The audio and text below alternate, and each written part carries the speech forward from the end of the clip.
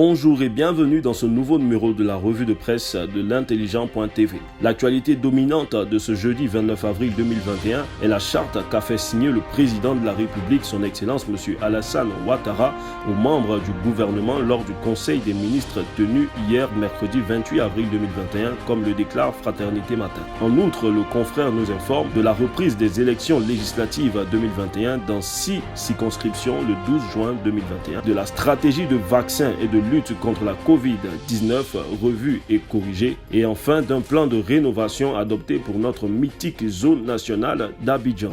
À propos de cette charte signée par les ministres ivoiriens, le journal Le Jour nous dévoile un pan en disant « Ado interdit les gyrophares ».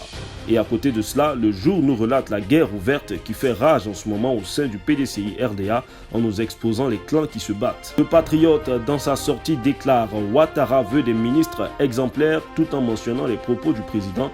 Nous sommes là pour servir les populations. Tout le monde n'est pas aussi enthousiaste à propos de cette charte, comme vous pouvez le voir avec le journal Aujourd'hui, à sa une qui traite la charte d'éthique du gouvernement de farce et enfumage. Nos confrères de Notre Voix, eux aussi, empruntent la même trajectoire en disant « Encore une charte de bonne conduite sans lendemain ». Le sursaut, pour sa part, soutient que le président Alassane Ouattara piège ses ministres et nous révèle les menaces qui planent sur les collaborateurs de Patrick Kachi, Premier ministre. À la une du nouveau réveil, nous pouvons lire « Après la mise en place de nouveaux organes ». Guy Kawe, toujours à la disposition du président Bédié. Bédié lance les journées de la solidarité et du recueillement ce jeudi. Un important message est attendu. Nous terminons cette revue de presse avec l'intelligent d'Abidjan qui relate les propos du ministre Amadou Koulibaly au sujet du retour des exilés pro-Gbagbo. En ces termes, le gouvernement est informé que ces personnes doivent rentrer.